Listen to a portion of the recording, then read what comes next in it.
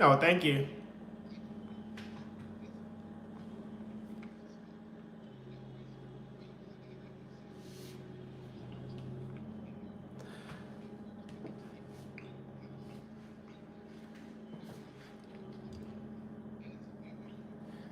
The lighting is what a lot of people are using. Everyone likes it.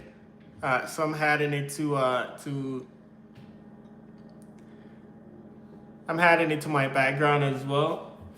I want to add better things as my platform grows as well. But thank you.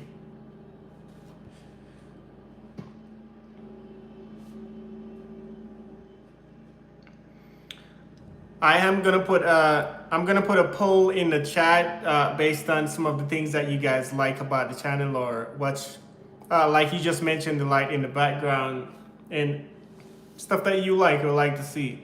And from the poll, you guys respond there or comment and let me know what you guys think. So I'm gonna put a poll in the chat as well.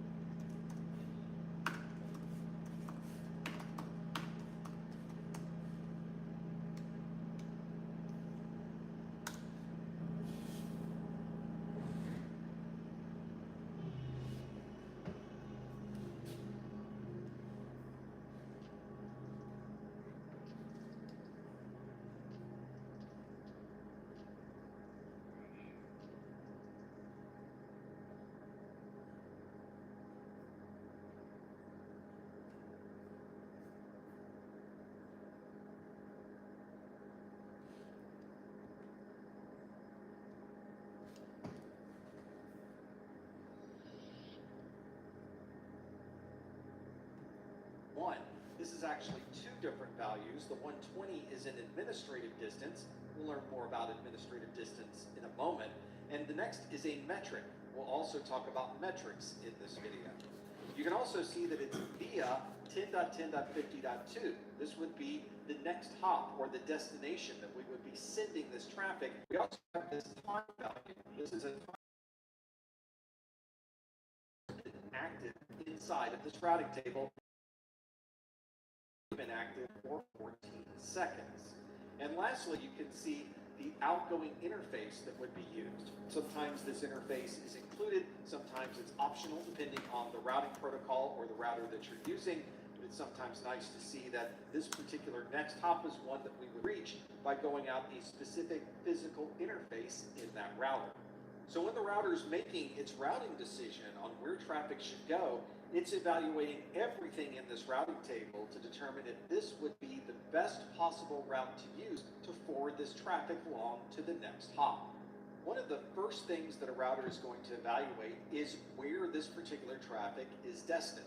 We need to be able to look at the destination IP address and compare that to the subnet IDs and prefix links that are contained within the routing table. If there's a match, then we'll know where to forward this traffic. Nissan Rogue has been named the Consumer Guide Best Buy for 11 years in a row.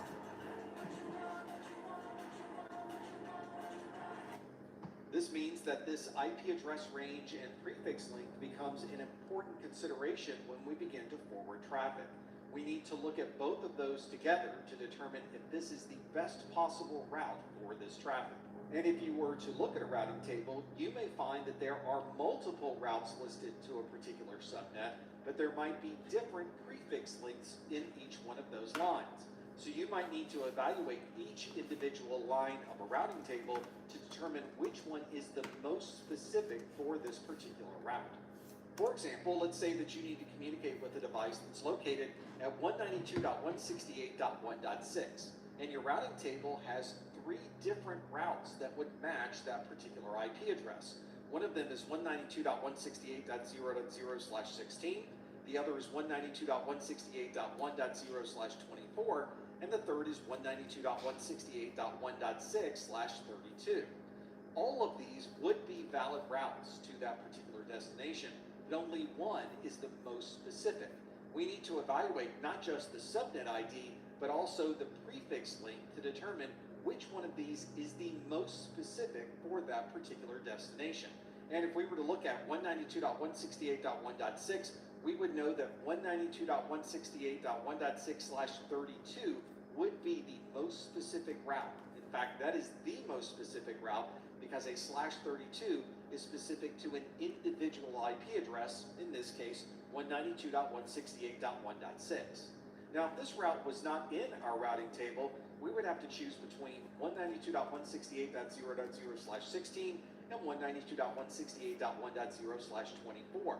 The /24 is the more specific route than the /16, so we would choose the middle route if we had a choice between those two locations. This can get even more complicated if your routing table happens to have identical routes to a location that go to different next hops. How do you know which next hop would be the correct one if everything else was identical? And the one way that you would be able to make that determination is by examining the administrative distance. Different routing protocols are assigned different administrative distances within the router itself. This allows the router to pick the best route based on the type of protocols or the type of information that it has received. For example, if this is a local connection, it is physically connected to the router, this is the best possible way to get to that subnet, so it has an administrative distance of 0. As you can see here, the lower the administrative distance, the better the route might be.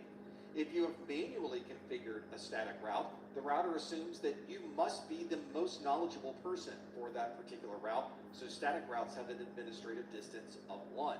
If this route was added to the routing table using EIGRP, the administrative distance is 90, and if you receive this route via OSPF, the administrative distance is 110.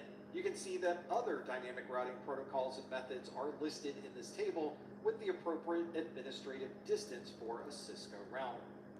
In some cases, the routing protocol itself may be in a position where there might be duplicate routes to a particular location, and the routing protocol has to make a decision on where the best route might be.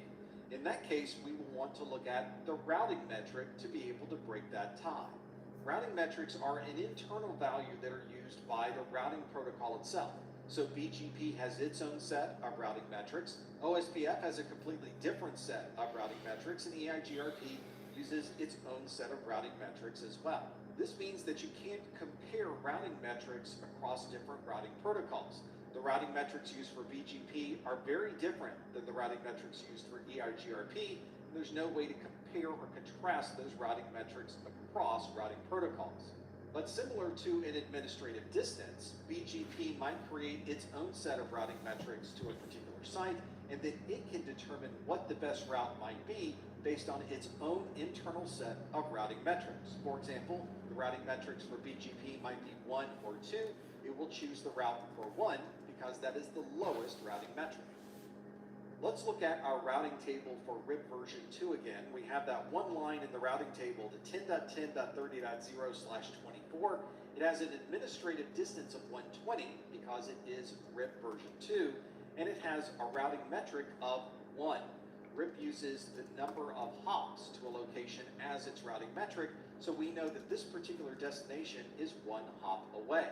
To be able to reach that particular network, we would go to 10.10.50.2, and we would get to that particular location by sending this traffic out serial 0/3/1 on this router. If you've been injured, we get to know you. We get to know your case. We will fight for you. We know who to call. We know the experts. We know the doctors' teams. We have the litigation in-house. It's all going to be handled here.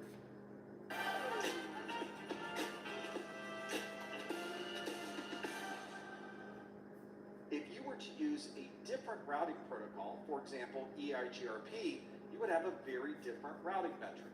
Here is the same routing table to the same location, but we've enabled EIGRP instead of RIP2.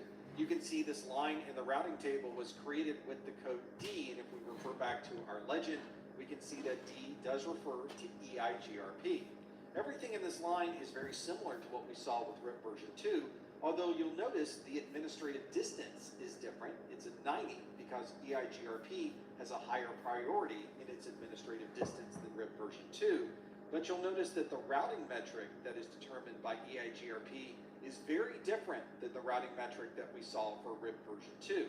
RIP version 2 uses the number of hops, whereas EIGRP has a completely different calculation that it uses to determine what the best route might be.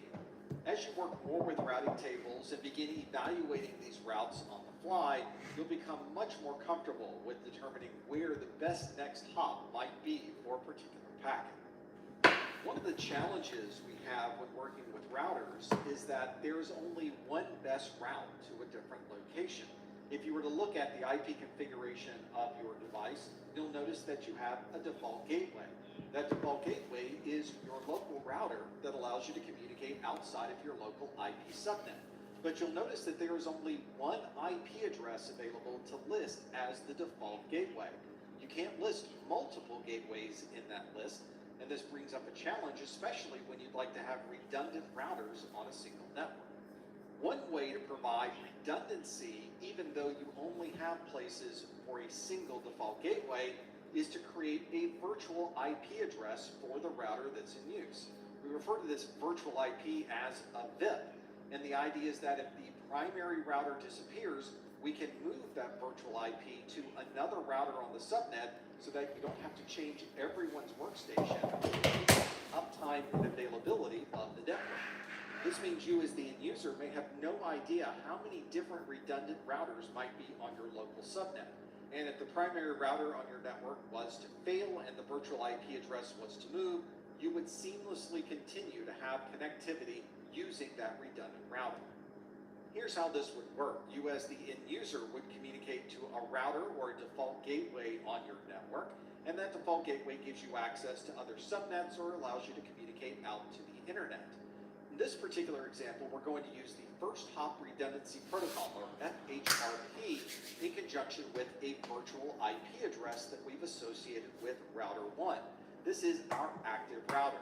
Also on this same subnet is a standby or backup router. That's All right, our router everybody, 2. I'm done with my Our meeting default real gateway quick. is going to be associated with the virtual IP address that we've got associated with router 1, and that means that all of our traffic Y'all are will doing flow out of our great. network through Amazing. router 1. If router 1 was Charles looks like he's there building a network.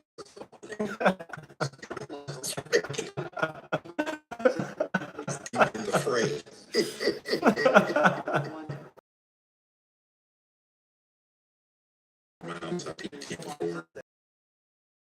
Good job. All right. So I'm gonna go ahead and take lunch. My walls look like I'm solving a crime. So that everyone on the network is now able to Oh communicate my out to the goodness. internet through router 2. Network forensics. That original virtual IP address. All right, cool. So what we'll do is the user has no idea that it's now using a completely different just router get ready for this to afternoon. perform Maybe that the application. future job. Yeah, we'll definitely get on a lesson at 1 just to try to finish up this last one. We have career services. It is Wednesday, right? Yeah. So we have career services at 3. So even though there might be a single So I want to make sure I be done for her. router, we can take that single because I'm always running into her time. and separate it into multiple virtual interfaces. So I got to do better. For example, we might have a terminal connection that has Right? multiple I got to do better. subnets connected That's on to me. a single So I got to make sure I get you guys get a break but we before may she gets need to in. reference each Yes, individual and we could do the Matrix anthology thing about at 1. Let's do that. All right. So we got some good stuff for at least an hour. Parameter called a sub Whew. interface. So although the physical You took the red or the blue, the green pill deal. Ethernet 1/1, we would have separate sub interfaces within that physical interface that might be called Ethernet 1/1.10, Ethernet 1/1.20, and Ethernet 1/1.100. This means that we can set different configurations for each of these sub interfaces so that we can reference them with the appropriate IP address for that VLAN. Here's how this would look on a network configuration. You can see there are 3 devices. All 3 of these devices are in separate VLANs. There's the red VLAN, the green VLAN, and the blue VLAN. And of course, they're connecting to separate physical interfaces on a switch. The switch then has a single cable between the switch and the router, and it's trunking each individual VLAN within that single gigabit connection. Liz says, On the router controversial side, opinion, configured I would three have stayed in the Matrix. Ethernet connection. Who wants to wake up to that? Yeah, you're right. Dot 2, Yeah, you woke me up to a world that don't exist. What's going on, man? And I Could have saved me. different routing tables for each of these individual saved me. sub interfaces as if they were physical interfaces on that router. Hey, Zeus. Sir, do me a favor. You can jump in breakout number 1. Room number 1. New That'd Cloud be great. Print Flesh Blush for pillowy, soft, sunset-inspired flesh. Addictively touchable texture, weightless powder, buildable flushes of color. Go on, put your head in the clouds.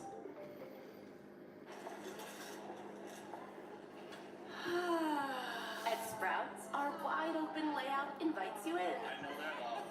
With healthy around every corner and tasty on every shelf. This is that Sprouts feeling.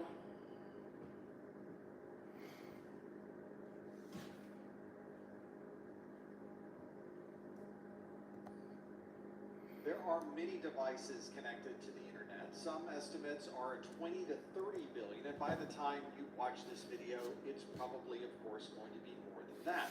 One of the challenges, of course, is that IP version 4 only supports 4.29 billion addresses, and we have completely exhausted our list of IP version 4. There are no more addresses or subnets to be handed out. So now we have to find some way to communicate across the internet to these billions of devices using a protocol with a relatively few number of IP addresses. The way that we're able to make this work is through a technology known as Network Address Translation, or NAT. We often refer to NAT as being the way that we are able to extend the functionality of IPv4 and use so many different IP addresses, but NAT can be used for many different use cases. We just in this video happen to be talking about one of the most popular use cases where we are able to translate IP version 4 from a private address to a public address. If you wanted to get more details on the difference between a private IP and a public IP, you'll want to look at RFC 1918, which defines these different ranges of private IP addresses. These are IP addresses that are not routable on the public internet, so we most often use these inside of our homes and inside of our businesses, and we'll perform translation if we ever need to communicate out to the internet. Certain ranges of these IP addresses are probably already familiar to you. For example, one IP address range that is private is 10.0.0.0 through 10.255.255.255. In a large enterprise network, this is probably the IP address range that you're using. This RFC also allocates 172.16.0.0 through 172.31.255.255. And if you're using network address translation at home, you're probably using the IP address range of 192.168.0.0 through 192.168.255.255. So how are we able to take these private addresses, which we already know we cannot route across the internet, and somehow we are able to communicate to these internet connected sites? We are able to do this using network address translation. Let's take this example where Bala would like to communicate to the Professor Messer web server. Bala's IP address is a private IP address of 10.10.20.50, and Bala wants to communicate to a public IP address of 104.20.19.63. To follow this process, let's break these two addresses out and identify them as the source IP address of 10.10.20.50 and the destination IP address of 104.20.19.63. This packet will first hit a router that is configured with network address translation. This router knows that the source IP address of 10.10.20.50 is an internal IP address. We can't use this IP address if we want to communicate out to the internet. So this router will change or translate that address to something different. This router already has a list of IP addresses that could be used, and in this case, it's changed that IP address to 94.1.1.1. Now we have a public IP address, so now we can communicate directly to the Professor Messer web server. For this web server to communicate back to Bala, it's obviously not going to communicate back to the internal 10.10.20 address.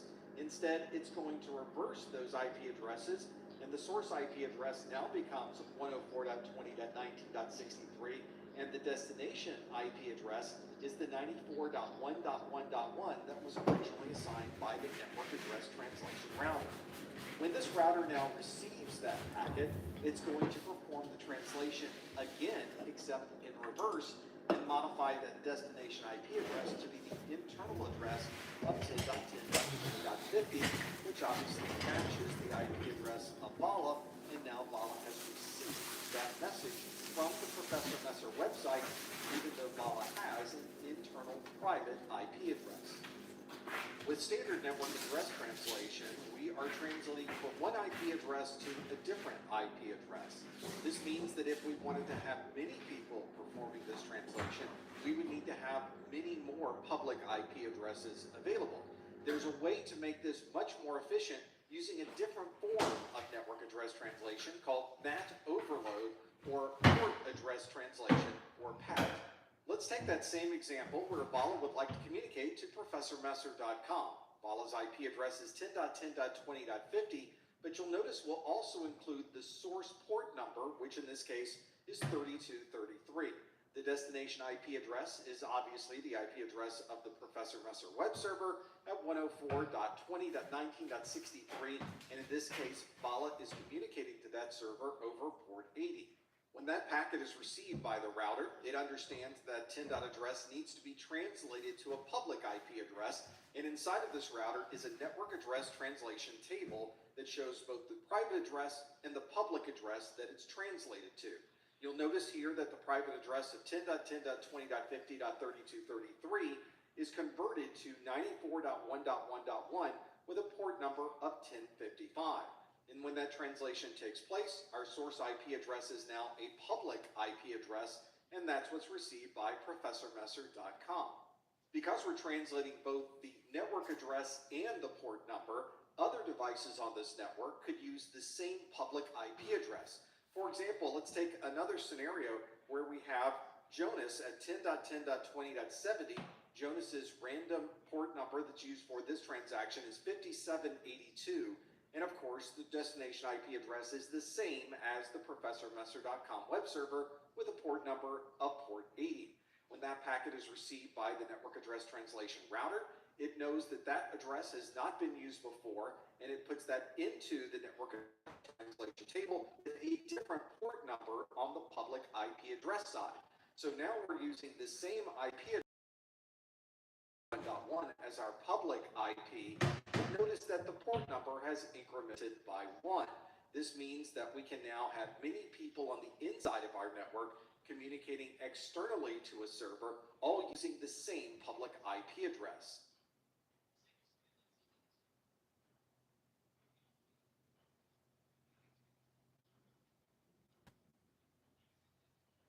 Got the new iPhone 17 Pro and Verizon picked up tab. No way. It's me.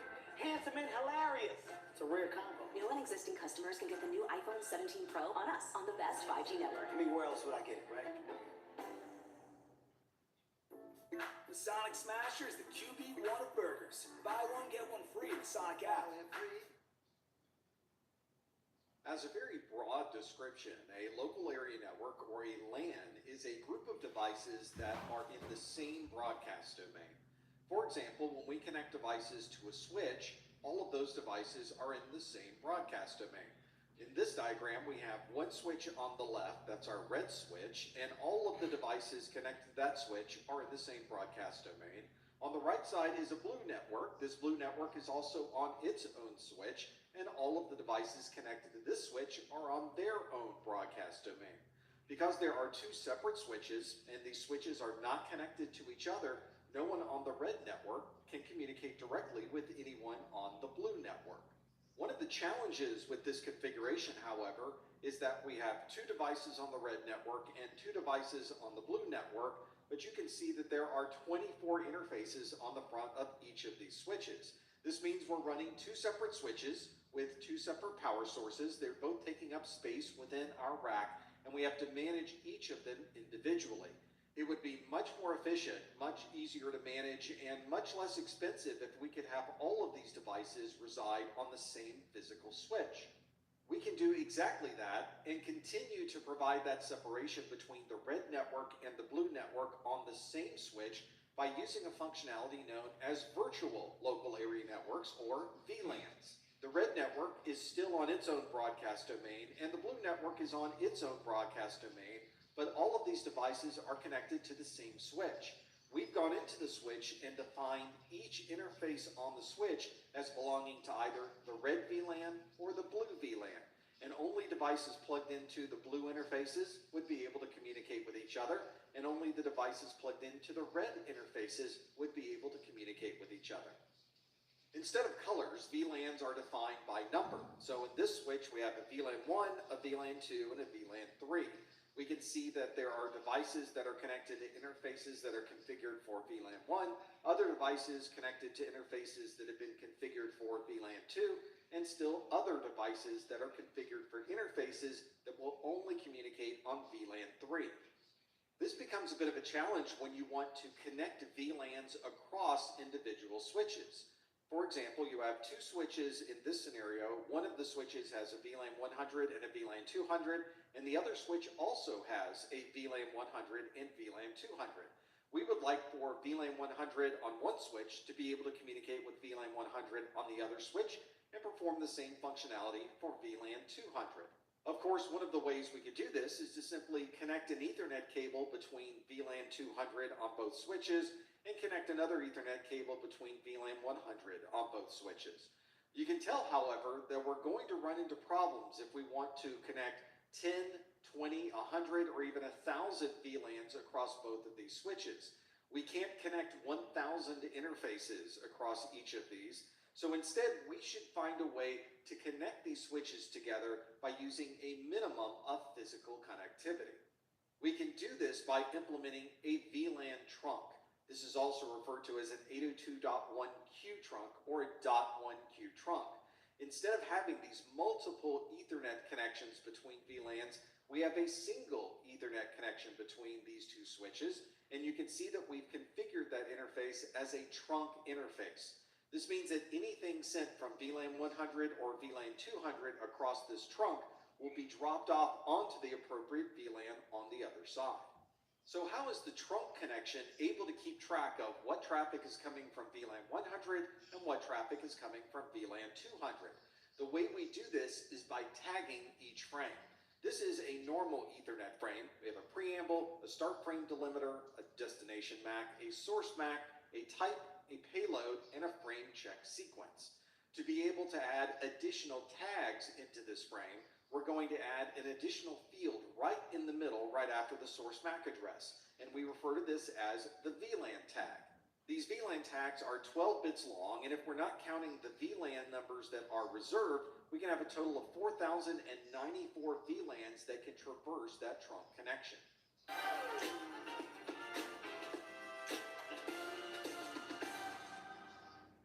In stock and ready to ship free the next day. Zorro.com.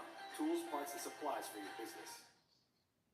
This makes the process relatively easy for connecting these VLANs together between switches. Instead of having 4,000 physical interfaces that we are connecting to each other, we have a single interface, and we're simply tagging all of the data sent over that connection. Before there was an 802.1q standard to provide this trunking functionality, there was a proprietary form of trunking known as ISL, or Inter-Switch Link. ISL is relatively outdated at this point, and it's likely that any trunk that you'll ever run into will be an 802.1q standard trunk. Let's see how these trunks will use that tag functionality to be able to transfer data from a VLAN 200 on one switch to a VLAN 200 on the other switch. We'll start with a normal Ethernet frame from a device that is connected to an interface defined as VLAN 200. This packet needs to find its way to a device that is on the other switch on VLAN 200, so that packet will be sent to the trunk interface on the switch. At that time, an additional tag will be added that includes the VLAN 200, and it is sent across that trunk connection to the other switch. The switch that receives that frame will look at the tag, see that it was destined for VLAN 200, it will remove the tag from the frame and send that traffic to the end station. So now we have a much more simplified design. Instead of having a separate cable that's running between switches for VLAN 1, VLAN 2, and VLAN 3, we can have a single Ethernet connection between those two and simply trunk all of the traffic between those switches. When you first configure a switch, there will be a default VLAN for this switch. That means that every device you connect to this switch by default will be connected to a VLAN. Very commonly, this is VLAN 1 that is defined as the default VLAN. But there's another type of VLAN configuration that you would have inside of a switch known as a native VLAN. A native VLAN is one that can traverse a trunk, but a VLAN tag is not added to any of the traffic going over that trunk connection. So it's common to define a single native VLAN within a switch that will never be tagged as that traffic is sent over that trunk connection.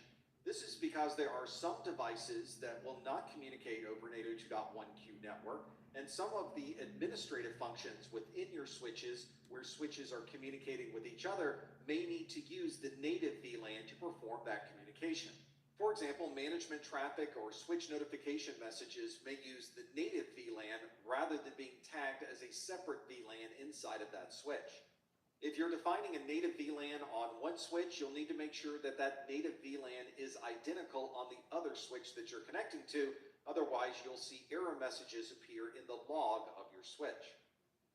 Up to this point, we've been describing a traditional layer 2 switch, that is referring to the OSI layer 2 or data link layer, where switches make their forwarding decisions based on the MAC address of an Ethernet frame. But there's another type of switch known as a layer 3 switch that's able to make forwarding decisions based on the OSI layer 3 or network layer of an IP packet. This is looking at the destination IP address and making a routing decision on where that traffic should go. You're effectively taking switch functionality at layer 2 and router functionality at layer 3 and combining both of those into the same unit. With the layer 3 switch, we're not changing the switching process. The switch is still operating at layer 2, and we're not changing the way that a router operates. The routing functionality within this device is still operating at layer 3. But both of these are now combined within the same device, saving space, saving power, and making the administration process that much easier. This means that we can have layer 2 functionality within our switch where we might have separate VLANs within the same physical switch. But now we can also have routing functionality that allows us to route between those VLANs all within the same switch. This means that we'll need to configure interfaces inside of the switch that are designed to route from one VLAN to another. We refer to these as switched virtual interfaces. If you have a layer 3 switch, it may not have the layer 3 functionality turned on by default, so you may need to enable that in your switch configuration. Many switches require you to restart the switch once you make that configuration change. And you may be thinking, why don't we use layer 3 switches for everything? Instead of having 2 separate physical devices, it seems that having one single physical device would be much easier to manage. And in many cases, that's true, but the routing functionality of a layer 3 switch tends to be less capable than the routing functionality of a standalone router. There is a term within the industry where we tell the switch needs to switch and a router needs to route. When you start combining those devices together, you begin to lose functionality. So if you have a smaller remote site or perhaps even an internet router at home, you might have this layer 3 switching functionality to be able to route and switch within the same device. It's very common on our corporate networks to need both data functionality for our computing devices and voice functionality to be able to make telephone calls. Before the days of voice over IP, we would need to run one cable for our Ethernet network and a separate cable for our telephones. Our Ethernet cables would connect to a switch, and our telephone cables would connect to a PBX, or a private branch exchange. With the advent of voice over IP technologies, we can get rid of that individual voice cable completely and run both voice and data over the same Ethernet connection. And in many enterprise environments, you have a switch that is on the network, you have telephone that you would connect to the switch, and on the back of the telephone is an additional Ethernet cable where you can plug in your local computing device. One of the challenges that comes with adding both voice and data to the same network is that you now have a great deal of contention between both of those technologies. Data likes to use a lot of bursty bandwidth on the network, but voice communication prefers a very consistent level of access. If there's any type of congestion or a lot of usage on the network, this could affect the voice over IP communication, and none of your phone calls would sound very good. To resolve this issue, we can put our voice communication on one VLAN and put our data communication on the other VLAN.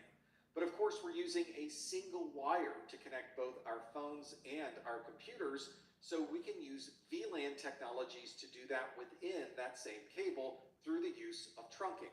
This requires you to use a switch that will recognize that you're connecting both a phone and a computer at the same time, but once you're using the right equipment, this becomes a relatively straightforward process. So now with this switch configuration, we can assign our phones to be VLAN 200, assign our computers to be VLAN 100, and send all of that traffic to our switch, where it will be able to break those two apart and put them on the correct VLAN for that particular use. This means we can now download as much information as we'd like from our computer while we're on the phone communicating with others and be able to perform both of those seamlessly.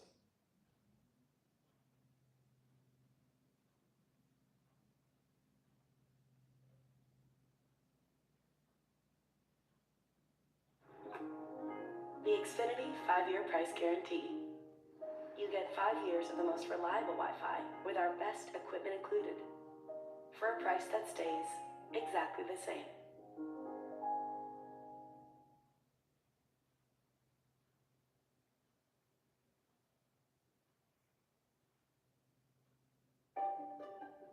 With the new Diamond Weave texture, Charmin Ultra Strong cleans better so you can use less.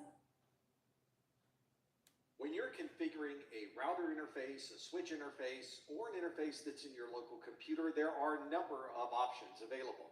In this video, we'll look at some of those interface configurations.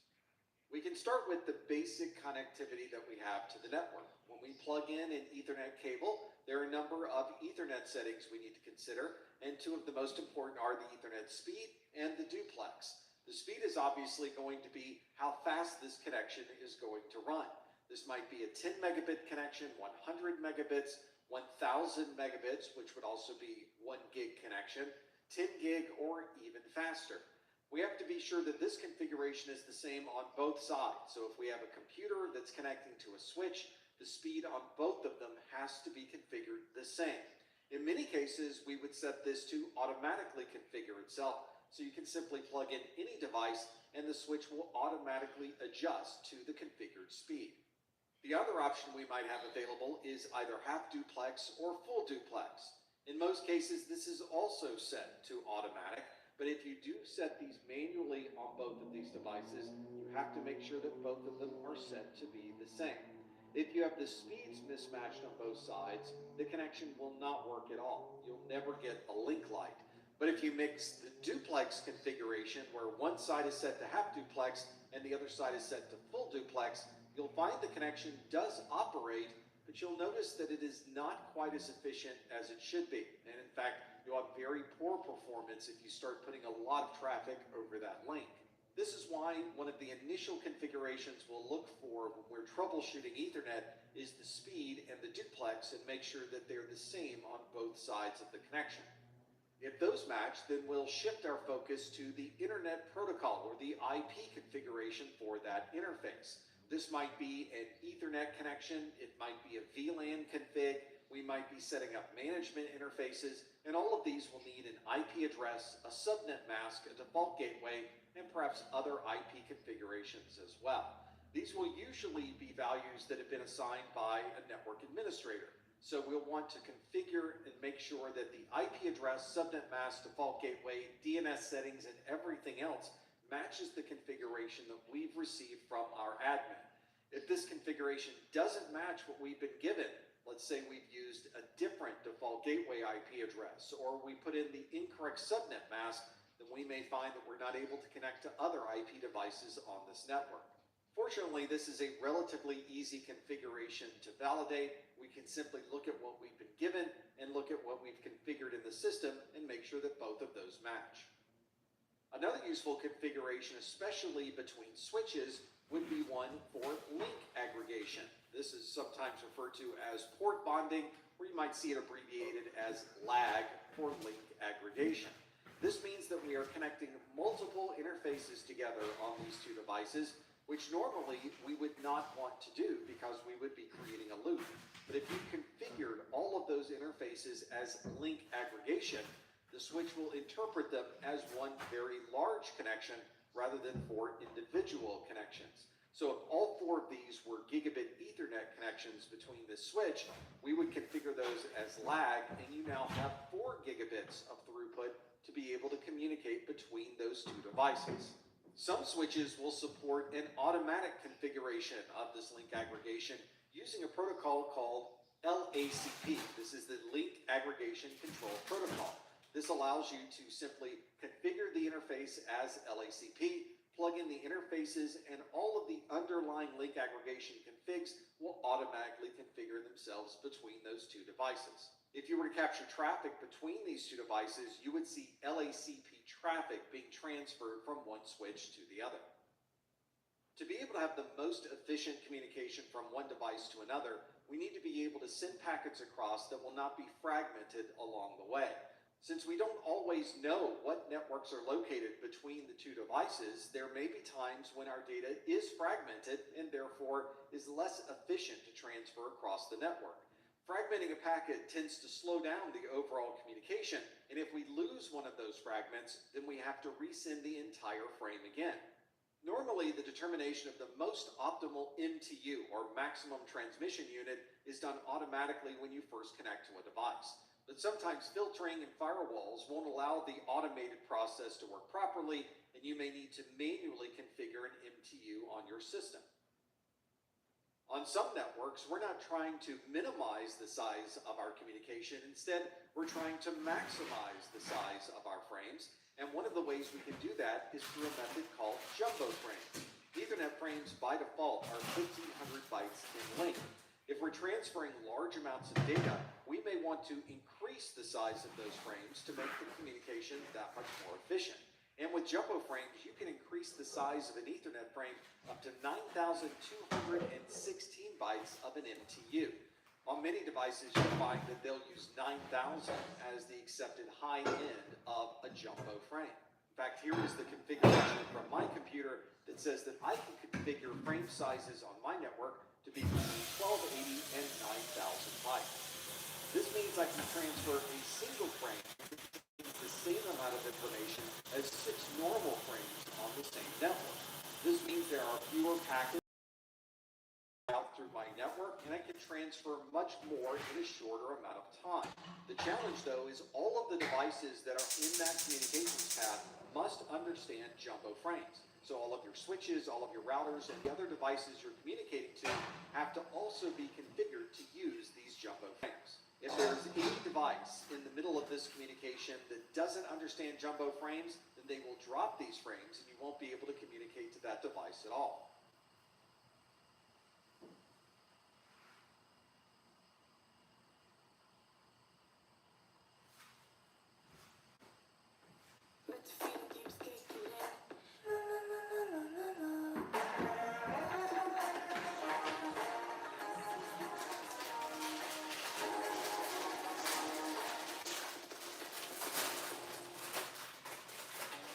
Organic and dairy-free. Here we go. At Sprouts, our shelves are filled with new, exciting, and delicious discoveries. This is that Sprouts feeling.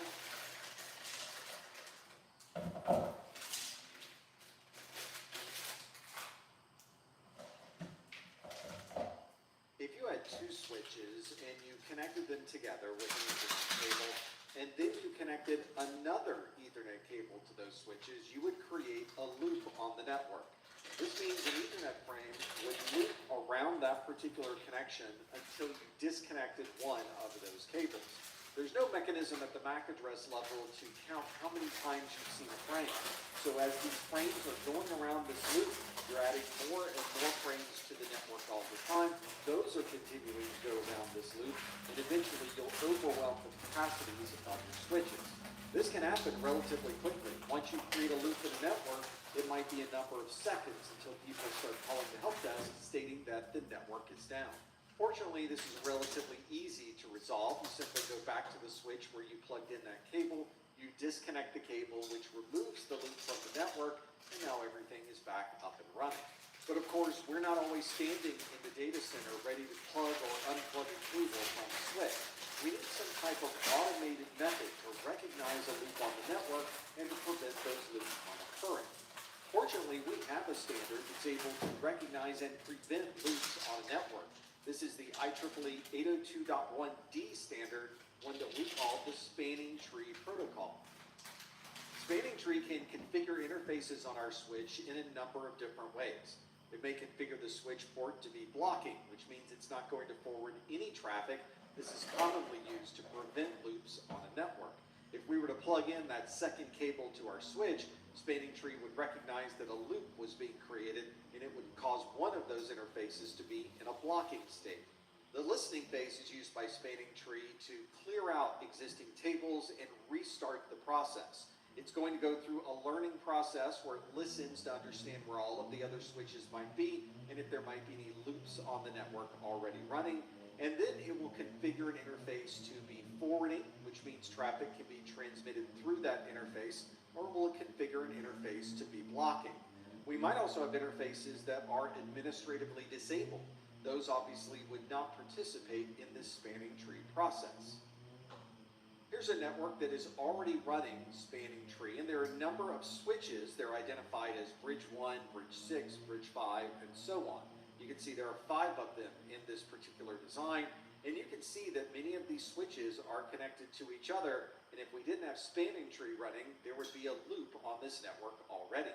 But on this network, we already have spanning tree that's operational, and it has configured a number of different interfaces. There are 3 different types that you can see on the screen. One is the root port, or RP. This is the interface on a switch that is connected ultimately to the single root bridge on the network. There's also a designated port, which would be any other port that can forward traffic, but is not the port that is connected directly to the root bridge. And there are blocked ports. These are ports where Spanning Tree has disabled that port from sending or receiving any traffic. You can see on this network that Bridge 21 has a blocked port and Bridge 11 has a blocked port, and those have been blocked so that there is not a loop on the network. If we were communicating from Bridge 11, you can see there is a single root port, and you can follow that all the way back with those root ports to the final root bridge. The designated ports are also available to be able to send and receive traffic. In this scenario, let's say that we're on network A and we've been communicating with a device on network M. You can see that we can communicate through Bridge 6, which has a designated port and a root port that allows us access to network M.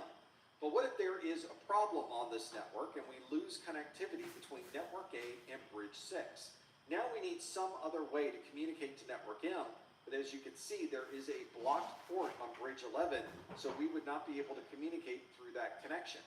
Fortunately, Spanning Tree recognizes that we have this disconnection, and it begins clearing out the existing configuration and relearning the topology of the existing network. Spanning Tree has changed Bridge 5 so that the root port is now on the other side, and it has removed the block port on Bridge 11, allowing us on network A to be able to now communicate all the way through the network back to network M without having another loop on the network.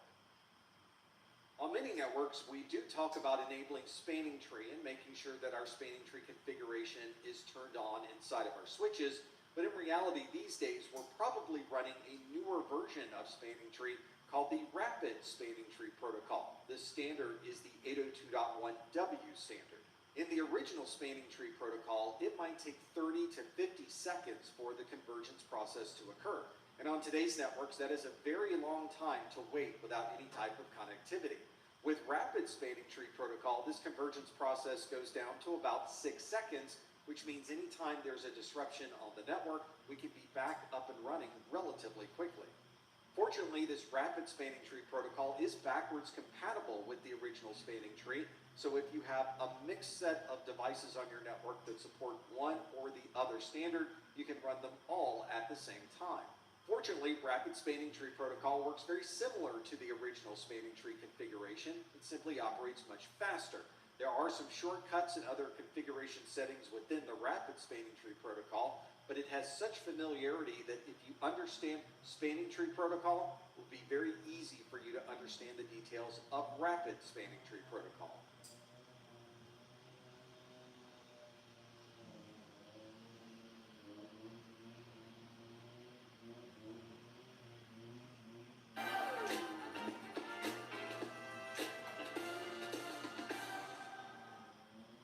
Nature's Bounty supplements your diet with superfoods in just 1 capsule per day. We've become so accustomed to wireless networks being available that we often forget that there's a lot of work that happens behind the scenes to create these wireless connections. This work is done primarily by the Institute of Electrical and Electronics Engineers, or the IEEE. There's a committee in the IEEE called the 802.11 Committee, and that is the committee that focuses on creating worldwide standards for wireless networking. In the past, we've referred to the standards name to be able to describe the network. For example, we'll describe 802.11ac, 802.11ax, or 802.11be. The IEEE committee realized that these numbers and letters combinations weren't very appealing for most people, so they've also assigned separate names that are a little easier to keep track of. For example, 802.11ac is Wi-Fi 5. 802.11ax is Wi-Fi 6 and Wi-Fi 6E, the extended version of Wi-Fi 6, and 802.11be is also called Wi-Fi 7. As additional major releases of the 802.11 wireless standards are released, they will also increment those Wi-Fi numbers, so in the future we should see Wi-Fi 8, Wi-Fi 9, and so on. There are a number of technologies used by 802.11 wireless networking, and the first is the frequencies that are in use. 802.11 commonly uses 2.4 gigahertz, 5 gigahertz, and 6 gigahertz frequency ranges. Sometimes there's a combination of those. You may have an access point that supports both 2.4 and 5 gigahertz. Some access points may support all of those frequencies at the same time. Instead of having to memorize individual frequency numbers, the IEEE has created groupings of these frequencies known as channels. These channels help us easily understand what frequencies we may be using. For example, on this access point, we're using both the 2.4 gigahertz range and the 5 gigahertz range. The 2.4 gigahertz range is using channel 6, which is on 2.437 gigahertz, and the 5 gigahertz band is using channel 44, which is centered on 5.220 gigahertz. You can see that referring to this as channel 6 is much faster and more efficient than saying that this particular access point is centered on 2.437 gigahertz. The amount of frequency we use is referred to as the wireless bandwidth. And when I say that channel 6 is centered on 2.437 gigahertz, there's actually more frequencies that we're using for that single channel. Different frequency bands have different sizes of bandwidths that can be used, but it's very common to see 20 megahertz, 40 megahertz, 80 megahertz, and 160 megahertz bandwidths. Here's a diagram that shows the 2.4 gigahertz range, the 5 gigahertz range, and the 6 gigahertz range that's used by 802.11 wireless networks. We'll start with the 2.4 gigahertz spectrum. You can see there are 3 non-overlapping channels in that particular range, and it's using the 20 megahertz bandwidth to describe those 3 channels. Next is the 5 gigahertz spectrum, and you can see there are many more frequencies available in the 5 gigahertz range. You'll also notice that we might use different bandwidths depending on the access point that we're using. So we might use anywhere from 20 megahertz to 160 megahertz, and you can see the ranges that are available for those particular frequencies. And in the 6 gigahertz range, we have even more frequencies available, giving us options to be able to transmit and use these wireless networks without conflicting with other wireless networks that might be nearby. As you can tell, there are many frequencies available to choose from for your wireless networks, but not every frequency is going to be the best one to use. There may be differences in the environment where you happen to be, where one frequency might work better than the other, or there may be other access points that are already using certain frequencies. New Cloud Paint Flush Blush for a pillowy, soft, sunset-inspired blush. Addictively touchable texture, weightless powder, buildable flushes of color. Go on, put your head in the clouds. Leo's working hard, growing. Pampers is working hard, keeping him dry. Only Pampers Swaddlers has a Keep Dry liner to keep him comfortably dry. Pampers, behind every baby.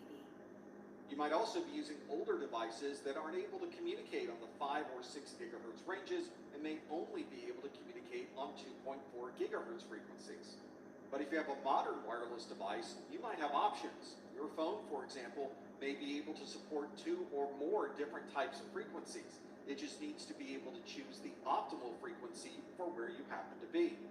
Your access points can be set up with a feature known as band steering. This allows you to specify how the users might be able to use the frequencies in the best possible way. For example, you might have a user that has a mobile phone, and that phone can support either a 2.4 gigahertz connection or a 5 gigahertz connection. And you might have access points that also support both of those frequencies. So which frequency does your phone choose when it's connecting to that access point? If band steering is not configured in the access point, the device will simply use the one that has the best possible signal. Sometimes that best signal will provide you with the best throughput, but that's not always the case. And you may find that you get better throughput using a different frequency, even though that frequency may not be the one that has the strongest signal. If band steering is turned on, the administrator of the access point can determine what frequency a user will choose if they have a choice. For example, if a user is connecting to an access point with band steering enabled, and that device can support either 2.4 gigahertz or 5 gigahertz, you can force it or steer it into using the 5 gigahertz frequencies by default. One of the challenges with these wireless networks is that each country makes its own decisions about how this wireless bandwidth is to be used. For example, in the United States, we have the Federal Communications Commission, and they are responsible for managing all of the frequency allocations in the US. Of course, the FCC can't control how other countries manage their frequencies, but they do work very closely with other countries around the world to make sure that everyone is properly managing these very important frequencies. Another challenge with this is that we are coming up with new technologies and new ways to use these frequencies all the time. We sometimes have to make sure that different services can use similar frequencies without any type of conflict.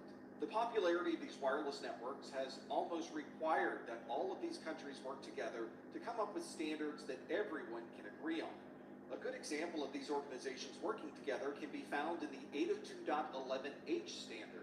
This adds a number of interoperability features to 802.11 wireless networks so that you can have many different wireless networks in one area, but still allow all of those networks to work together.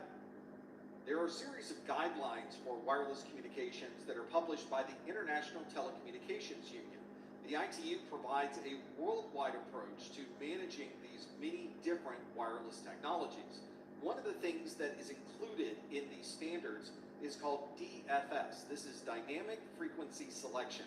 This allows our wireless access points to use frequencies that are not going to conflict with other access points that may already be operating. This is one of the reasons that when you turn on your wireless access point today, that you don't have to manually configure any of the wireless settings inside of that device. It automatically looks at the frequencies that are in use and chooses a series of frequencies for you that are not going to conflict with anything that may already be operating. And if something does change with the wireless environment and your access point needs to change its channel, it will tell all of the devices on that network to also move along with the access point. Another interoperability feature is TPC, the Transmit Power Control. Traditionally, we've set the power that we would use for these wireless networks on our clients, but TPC puts the transmit power control in the hands of the access point. This means that the access point can tell a client to use less power to be able to communicate over this wireless network. This means that we can have many devices communicating at their optimal power level without having any type of conflict with other third-party services.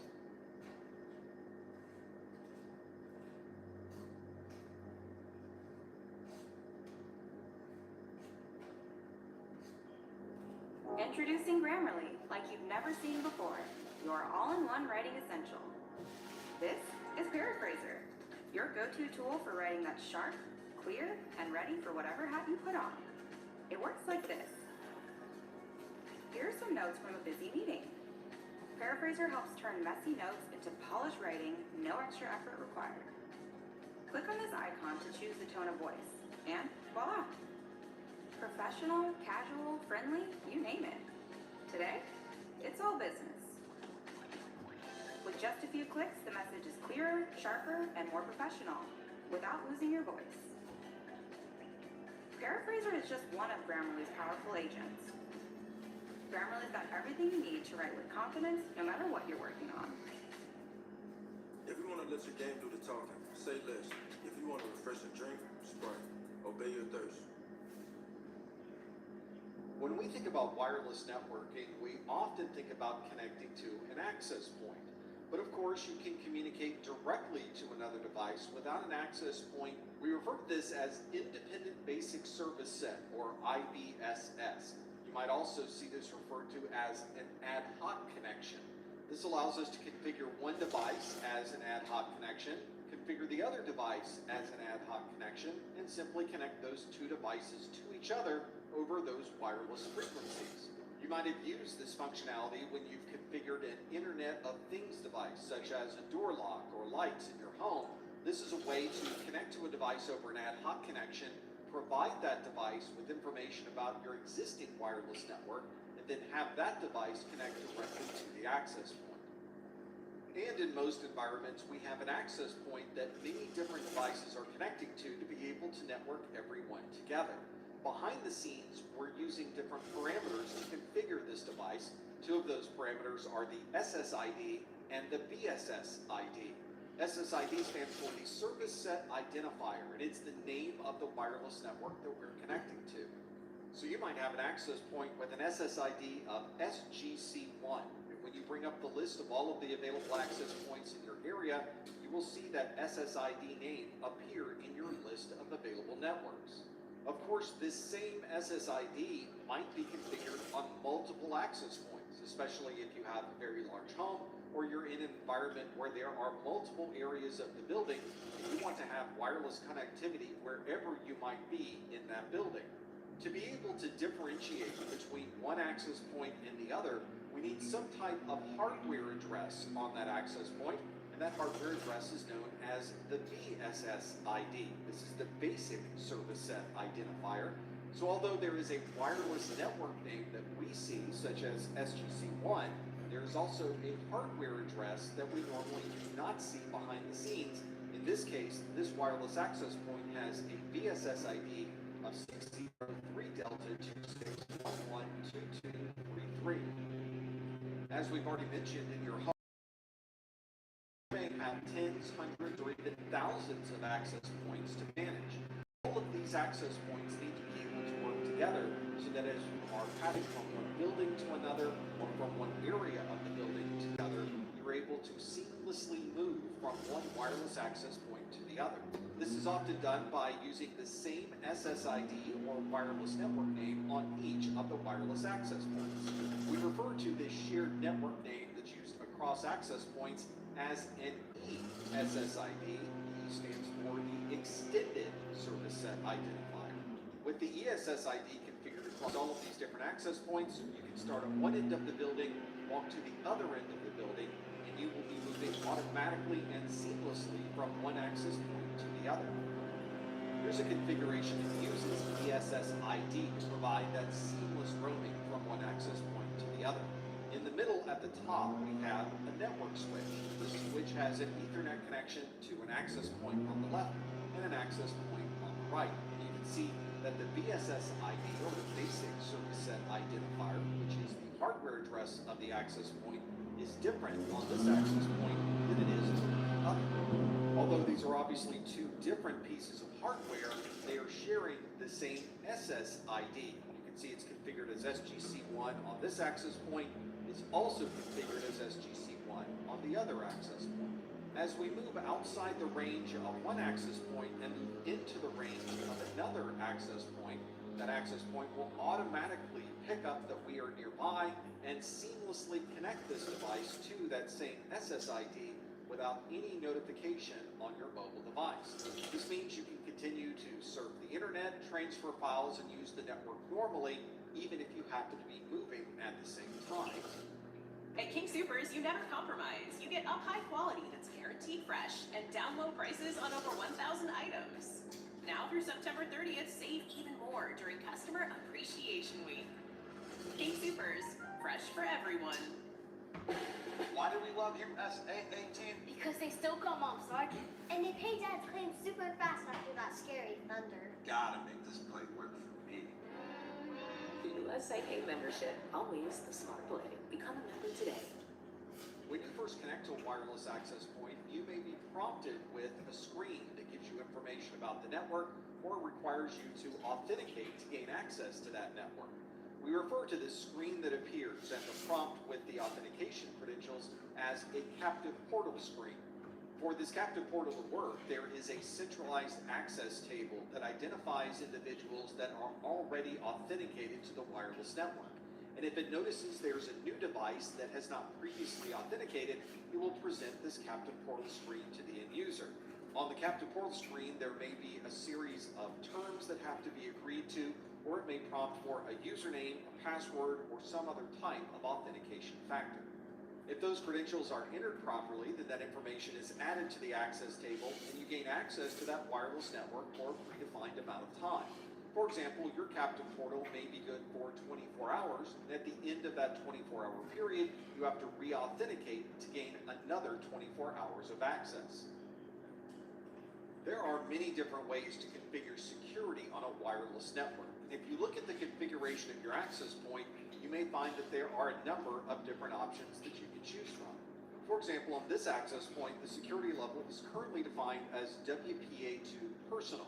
This access point can also disable security. It can configure a security mode on this access point known as OWE, which stands for Opportunistic Wireless Encryption, which effectively allows someone to connect to the wireless network, but prevents them from communicating directly to any other wireless device. This access point also supports WEP, different flavors of WPA, WPA2, and WPA3. An open system, of course, means there is no security, there's no authentication process, and anyone on this wireless network can communicate to anyone else on this wireless network. This access point supports WPA, WPA2, and WPA3 using a personal type of security. Sometimes you'll see this referred to as PSK, which stands for pre-shared key. This means to gain access to this wireless network, we need to provide someone with a pre-shared key that everyone will use. For example, you may be at a coffee shop and there may be a notice at the coffee shop that the pre-shared key that everyone can use to access the network is hot coffee. Of course, if you're in a business environment, having everyone share the same password for the wireless network is inherently insecure. So most enterprises will use a different type of wireless security known as Enterprise or 802.1x security. This allows the network administrator to require a username, password, or some other type of authentication to gain access to the wireless network. And most people will use their own personal credentials to be able to provide that access. This means you would use the same username and password you would normally use to log into other devices in that same enterprise network. This means if someone leaves the organization and their account is disabled, they no longer have access to that wireless network. If you look at the different antennas that are used on many of today's wireless networks, you may notice a number of different styles. The style of antenna that you see connected to this access point is an omnidirectional antenna. It's a very common antenna type to find on our consumer or home-based access points. An omnidirectional antenna will evenly distribute that wireless signal on all sides of the antenna. So you can put your access point in the middle of the room, and everyone in the room will have the same signal strength as everyone else. This means you can put your access point in a centralized area, and anyone who's nearby will be able to gain access to the wireless network. But this may not be the optimal antenna type to use. For example, your access point may be in the corner of an outside room, and you're effectively only seeing a portion of that signal, while the rest of it on this omnidirectional antenna is sent to places where no one will ever connect. In that scenario, you might want to use a directional antenna where you can take that wireless signal and send it into a single direction. This allows you to focus the transmission and receiving of wireless signals to a device that may be in the corner of a room or may be connecting different buildings to each other. You'll often see these antennas measured as a total number of decibels. For example, a directional antenna may increase the performance of that signal by a certain decibels of gain. For example, you may see in the specifications of a directional antenna that it effectively increases the overall power by 3 dB. And for every 3 dB, we are effectively doubling the amount of power available. One type of directional antenna is a Yagi antenna. This is an example of a Yagi antenna. It is very directional and has a very high amount of gain. We also have other directional types such as a parabolic antenna, where multiple signals can come in and bounce into a single feed horn in the front, so it's focusing all of those signals into a single point on the antenna. This is especially useful over longer distances where you need to collect that signal and focus it into a single spot. Struck out with the cheap seats. Important things aren't worth compromising. As farmers, we offer both quality insurance and great savings. Here, take mine. We are farmers.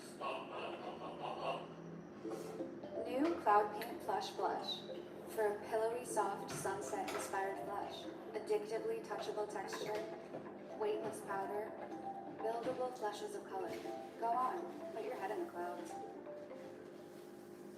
Most of the access points that we use at home are autonomous access points. This means that the access point doesn't require any type of additional hardware or software to be able to operate. It's effectively a standalone device that doesn't rely on anything else to be able to maintain that wireless connectivity. But in an enterprise, you may not be using autonomous access points. Instead, you may be using lightweight access points. This separates the wireless functionality into the hardware that you would mount into the ceiling, and the configurations and intelligence of that device are often maintained on the switch the access point is connected to. This not only allows us to have less expensive access points that we can deploy, it also gives us functionality for being able to manage those devices. One standard for managing wireless access point is known as CAPWAP. This is control and provisioning of wireless access points, and it allows you as the network administrator to manage and configure all of these wireless access points from one central management station. We refer to this central station as a wireless LAN controller. It allows us to connect and view the entire wireless infrastructure from one single screen. We often refer to this as a single pane of glass. From this single management station, we can deploy access points. We can monitor the performance of our existing access point infrastructure. We can make changes to the configuration of our wireless network and deploy those changes to some or all of our access points.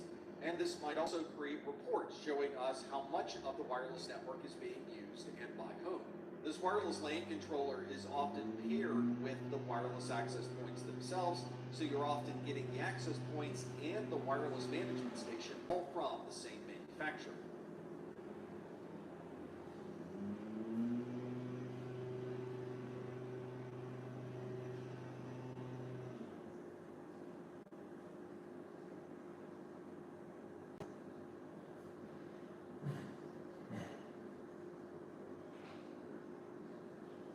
There are a number of different ways to connect and configure wireless networks. In this video, we'll look at some of these different wireless network types. One popular wireless network type, especially in home-based environments, is a wireless mesh. This is where you would have multiple access points that can all communicate to each other within a relatively close area. And then you would have other devices that are located on the outside of those access points that are able to communicate to that single access point and ultimately to the rest of the network. This meshing of access points in the middle is something that you would configure on the access point, and if you were to add additional access points onto this network, they would also be included in that same mesh of access points. Of course, this isn't each access point. There are some devices that can mesh amongst each other in an ad hoc form. This allows for different options for sending data over these networks because all of these devices are now communicating to each other. And if one device leaves the network, it can automatically identify that device is no longer there and self-heal itself to maintain connectivity to everyone who's left on the wireless network. If you only have two devices, you might be connecting together without an access point. We refer to this type of connectivity as an ad hoc connection. This is where you can use the 802.11 wireless functionality of your device, but you would not be directly connecting to an access point. This uses the 802.11 wireless network functionality of this device, but instead of connecting to an access point, you simply connect to the other wireless device. You might also see this referred to as an independent basic service set, or an IBSS. This might be something that is a very long-term connection. If all you have are two devices, you can simply connect those two together and they will communicate as long as that connection is available. But you might be using this on more of a temporary basis. This might be used in conjunction with an Internet of Things or IoT device, where you would initially connect to the IoT device over an ad hoc connection. This may allow you to transfer configuration details, such as the name of your larger wireless network and any security configurations that have to be included to connect to that wireless network. At that point, the ad hoc connection is then disabled, and the Internet of Things device can connect to the larger access point network using those configuration parameters. Some wireless access points allow you to connect two devices directly to each other over a point-to-point mode. The point-to-point mode is commonly used to connect larger distances to each other. For example, one building connecting to another building. I run this exact configuration between two homes, so you could have an access point in one house connected to a switch and all of the internal devices of that network connected to the same switch, and then you would have the same configuration in another home and have all of those networks now connected to each other over that point-to-point mode. Not all access points support this point-to-point mode, so you want to be sure that the software of the access point supports point-to-point, And you'll want to be sure that the hardware on this device is also able to transmit over that extended distance. You may, for example, require additional types of antennas to be able to bridge that gap between the access points. There might also be a requirement to change the power output between these two devices and to make sure you're using frequencies that are able to communicate over that longer distance. And perhaps the most common way to connect to a wireless network is in something called infrastructure mode. This is where you would have a centralized access point. And this is probably the type of wireless networking that you're using at home and in your office. All of the wireless devices in your home or office connect to that central access point, and you're able to communicate out to the wired network or between other wireless devices over that same access point. Some wireless access points give you the option. What's going on, everybody? To communicate with each other over that wireless network, or to isolate Good to have you back from lunch. these wireless devices to only be able to communicate directly to the access point and any networks beyond that access. All right, so we approximately got like maybe 50 minutes. To see how it's configured for these devices. Give me to one make sure the second. proper security is configured on that device.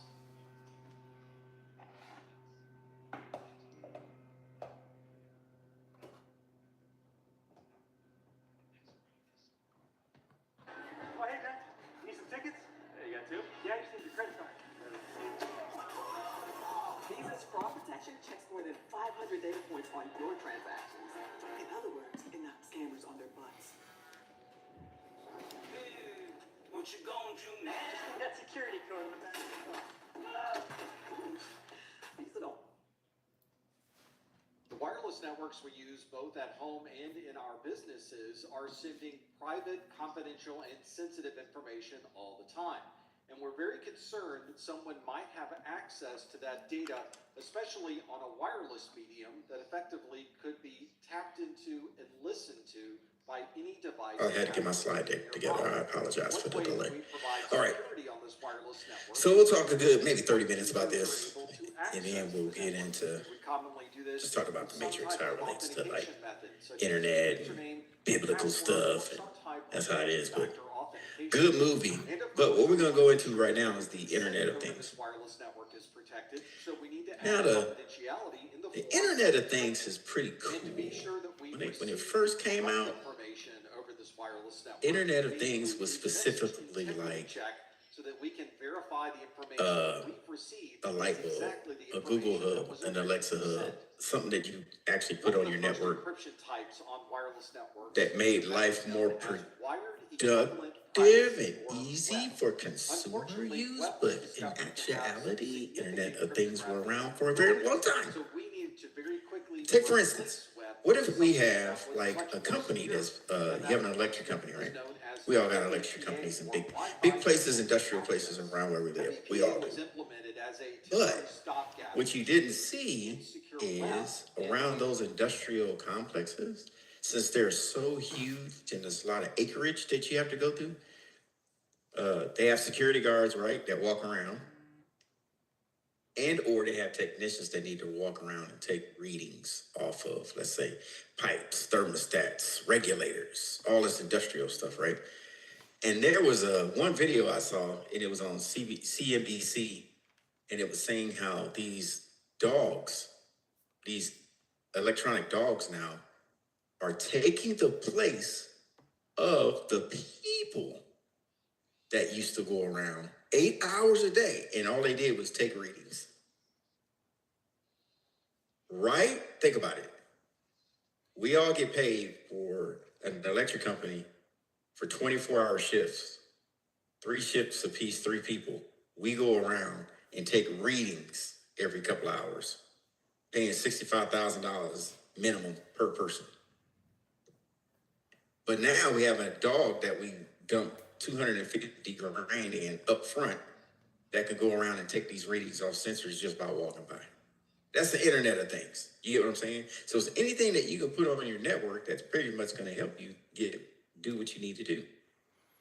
So we say, what is the Internet of Things? This is what we're looking at. What? So you have the different categories. You have the consumer devices, industrial, healthcare, agricultural, and you have your smart city. As we look at it, Consumer devices designed for personal use, convenience, often controlled through mobile devices. Let's get some feedback in the chat on some Internet of Things. Looking around your house, what do you have that is controlled by mobile devices, a hub, and you just slapped it onto your network? Okay, let's see what we got coming in. Let's see, we got a watch. Mr. C has a watch. Mr. T has a TV. Alexio. Mr. Lane has lights. Mr. Jesus has console. Ring camera. Yeah. Miss A, she has smart washing. You got a smart washing machine, is right? Oh my gosh. It actually alerts you when the clothes are almost. See, my wife want one. I'm not gonna talk to her. If she hear me say you got that, she's gonna come in here. Yeah. Fridge too? Wait a minute. What I was about to say. More chicken, right? Landlord about it. Ooh, it's good to have though. Nice to have. But these are just conveniences, right, that we have around the house. Makes our life easier. With the industrial, we just went over. Thanks for adding that, you guys, in the chat. So with the industrial devices, as we can see, helps you monitor different aspects of that. And generally, it's going to be due to monitoring in environmental variables or safety, right? So one of those two things.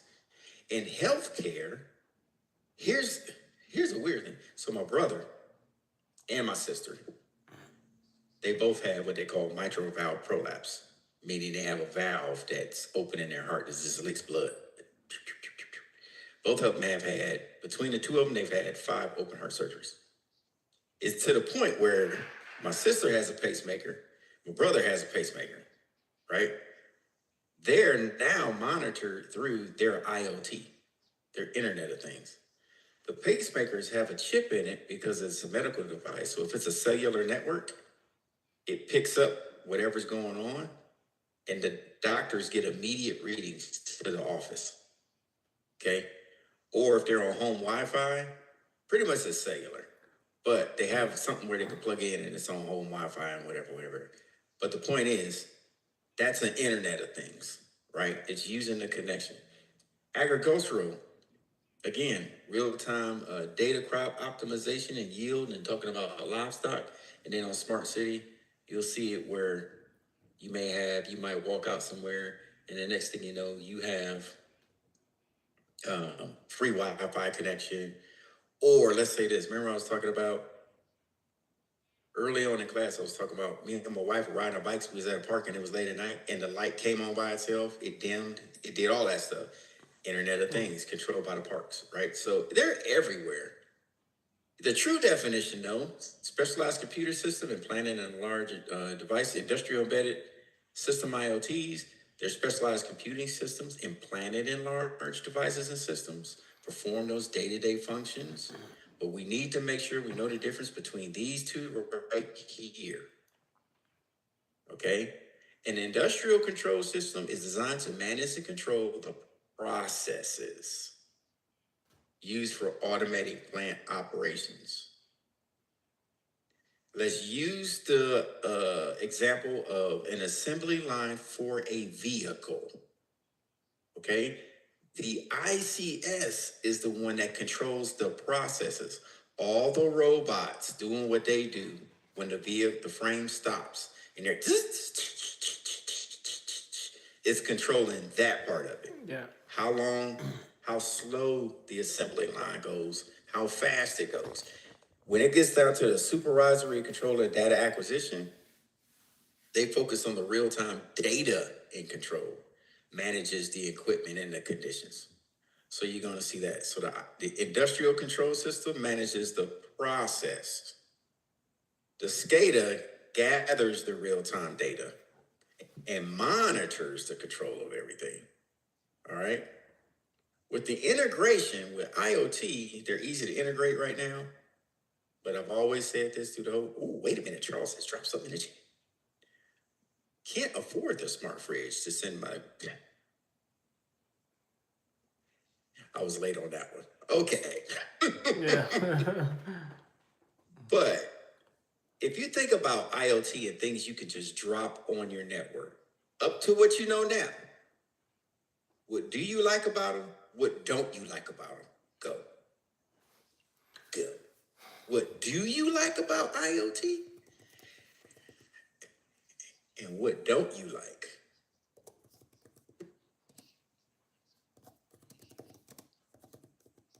And when I say don't, what you do not like, think about what it does behind the scenes when you add it to your network. What vulnerabilities may you see? Tapas says, easy to use, makes me lazy. Yep, less secure. Kevin says, I like my privacy. I don't think IoT, they do not. It's in the box when you put it on there. Mr. T says, makes your ports open. Yes, UDP. When you add these devices on your network, it punches a hole through your firewall. Meaning, behind the scenes, ports are being opened and closed.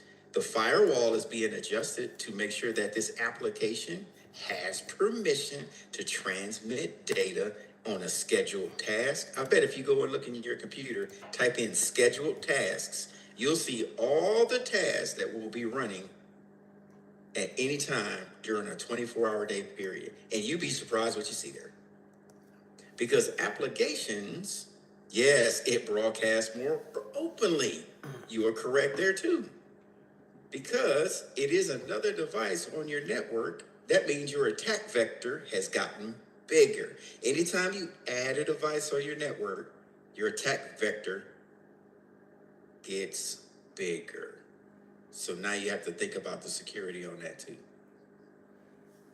So yeah, take a look in scheduled tasks while we're talking and see if any applications report back to somebody at some time and it will not show up on Task Manager. That's one of the tricks you look at in Security Plus. All right. With IoT networking, you have the operational technology networks, industrial settings. They optimize for real-time transfer, use serial protocols or industrial Ethernet for deterministic transfers. Okay, let's talk real language. When you drop that device on your network, somebody says something about, I like my privacy, Kevin, and they don't respect it. The minute you screw that light bulb on, download the app, and boom, guess what? You just made your hub, your phone a hub, or whatever, to transmit data using your cellular network. If it's on your LAN or Wi-Fi, you just gave it OT, operational technology network. It will find one of those two because you gave it permission to report real-time optimized data to the person that created the item. Oh, y'all understand what I'm saying? I like Jello too. Good. Bill Cosby, 1977. So, you have to go into the settings of the app and turn that stuff off, please. Okay, please. Now, they do have what they call, oh my gosh, I forgot the terminology. It'll come back to me. They have intermediate servers that will grab this information for you, collect it, correlate it, and then push it to the main operating server for the company, for that item. Okay, it'll come back to me in a second. For network security, hey, we just talked about this. You got to make sure everything's hardened up. Here's the challenge, though. We just said it increases your attack surface, and then the firmware inside of the device is weak security. I'm not saying it doesn't have security. It has weak security. And with these IoT devices, what we don't do is say, hey, how do you update the security firmware in this thing? We never asked that. I'm in IT and I barely ask that. Sometimes I just bring stuff home and put it on my network. I'm like, wait a minute, I should have asked how do you update this thing? Then I got to work backwards to figure out how and when. Was it y'all I told the story about my wife had to update the firmware on the light bulb? She had to turn it off for 1 second, turn it on for 3 seconds, turn it off for 5 seconds, turn it on for 2 seconds. It's binary, on, off, and then it counted the time in between. That's a language you're doing when you turn it on and off for so many seconds. Then it said after the third time we did it, the light bulb will blink 3 times. 1, 2, 3. It blinked 3 times. That means it was back to factory reset. Guess where all of this stuff about the device is after you bring it home? What do we do with this stuff that's in the...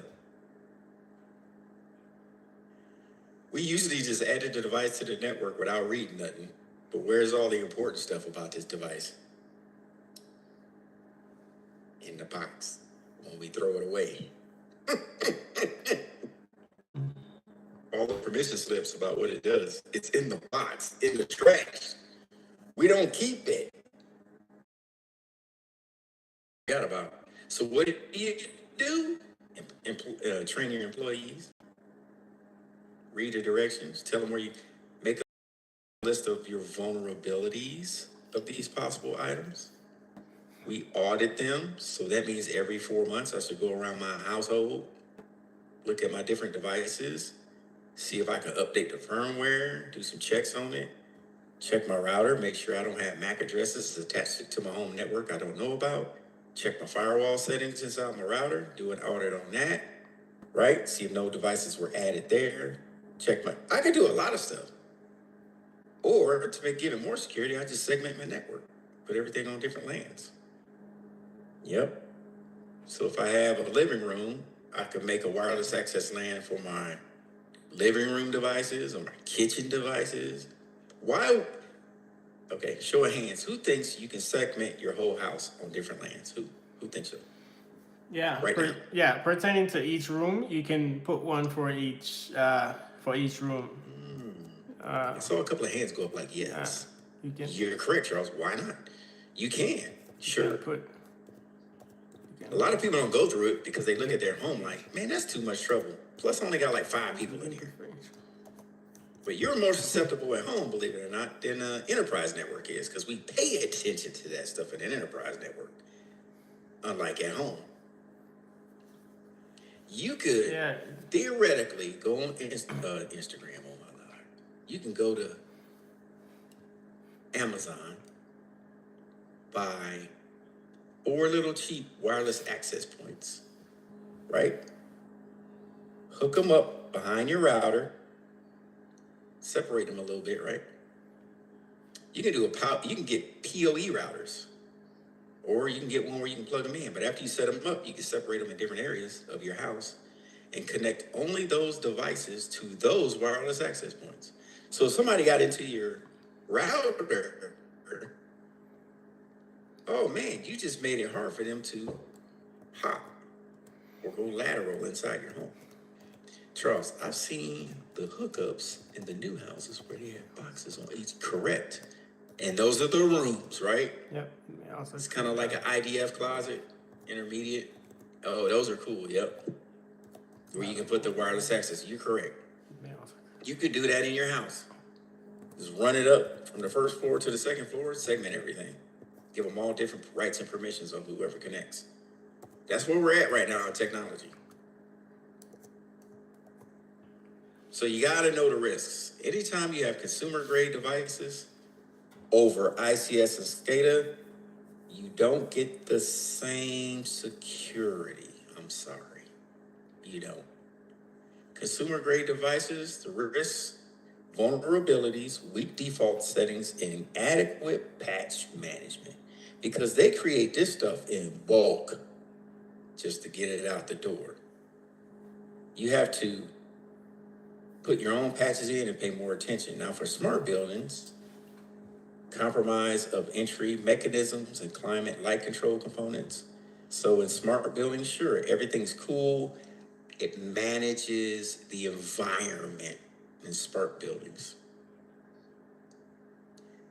And with that, it's configuration management through the network settings. So everything's pretty much just centralized. For instance, at work, our climate control for the whole building when I'm on campus at Nellis It's controlled through North Carolina for the Air Force. Why, I don't know. But ours, it goes through the base, but then they route it somewhere else. It's manually controlled by somewhere else, not even on this part of the country, right?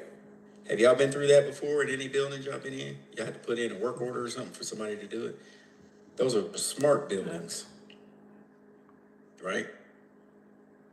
Charles says, I've seen the hookups in the new, oh, that's another old one. Okay, then we have ICSs and SCADA. Here's the challenges. Vulnerable to OT and IT networks, and this can be exploited. When we say vulnerability, we already said when we drop an IoT device on the network, it's either going to use the Wi-Fi that's there to transmit, or it's been configured to use cellular networks. It's one of the two, and or both. Meaning it will switch band. It will auto switch. If one is not available, it will use the other if it's been configured. Okay? A lot of medical devices use cellular networks. It's always on no matter where you go. All right? So that's what you have to look for. And you have to isolate the management or isolate the traffic and look across both networks to see what's going on if it's an IoT, because you're very vulnerable.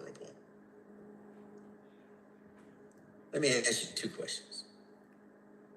A network's design includes gateways connecting an assembly line network. The assembly line network uses specialized cabling and interfaces to allow the assembly of robots. Allow robots to communicate. Which type of network would you call this?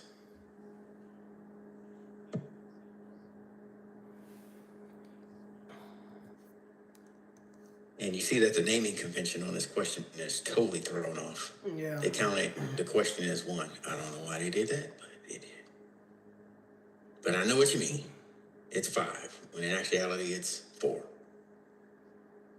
right, good job. 2, Syed is developing a vulnerability scanner program for a large network of sensors to monitor his company's transcontinental oil pipeline. What type of network is this? For SCADA. Yes. I like that. Y'all are on it. Oh, scanner. That was wasn't that a quick lesson? That was super fun. I enjoyed it. See, micro learning. We got one little quick one after this, but that's later. We can do that. It takes about 20 minutes to do that. Let's get to the fun stuff. Let's talk about the Matrix. Hey, did y'all know? Oh, sorry, I don't want to be rude. Did anybody have any questions about the lecture today? About the lecture? My nerve went. Charles, you saw it. Anybody have any questions about the lecture? No? Okay, great. The Matrix is pretty dope. Did you know that the original creator of the Matrix, she wrote it back in like 1980 something? Did y'all know that? Oh. Yeah. Now,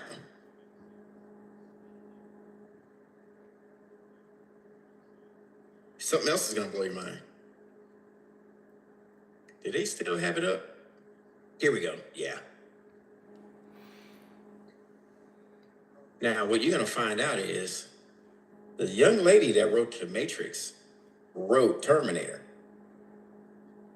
The actual book she wrote, she submitted to the movie studios. The movie studios back then stole it. She submitted it like 3 times to see if she can get it production. So the Terminator movies were actually, the Matrix movies were actually a predecessor of the Terminator movies. It's actually Matrix and Terminator are all one story. The movie studios stole a story and broke it up into 2 franchises. Okay? She sued for the rights. Now, guess what? She owns the rights to Terminator. She owns the rights to Matrix, the whole trilogies. She's a billionaire right now. It took her almost 20 years to fight this in court before she won. Ain't that crazy? She said even Arnold Schwarzenegger showed up at her house one day and tried to pay her off in cash. That's what she says. I don't know. I wasn't there. For her to dismiss the lawsuit, they want to settle out of court with a lump sum. She's like, nope. Now she owns it. All right, here we go. We'll do this to pieces so you can understand it. Aaliyah's sitting up on the edge of her seat. Let's see. Here we go. We'll watch this for like, how big is it? Oh, 13 minutes? Yeah, we can watch. Here we go. When you go to court, and when I went to court, I was suing for money and damages. I didn't have to prove I was the owner of the Matrix and Terminator. All I had to do was put in 96 pieces of evidence to claim the money.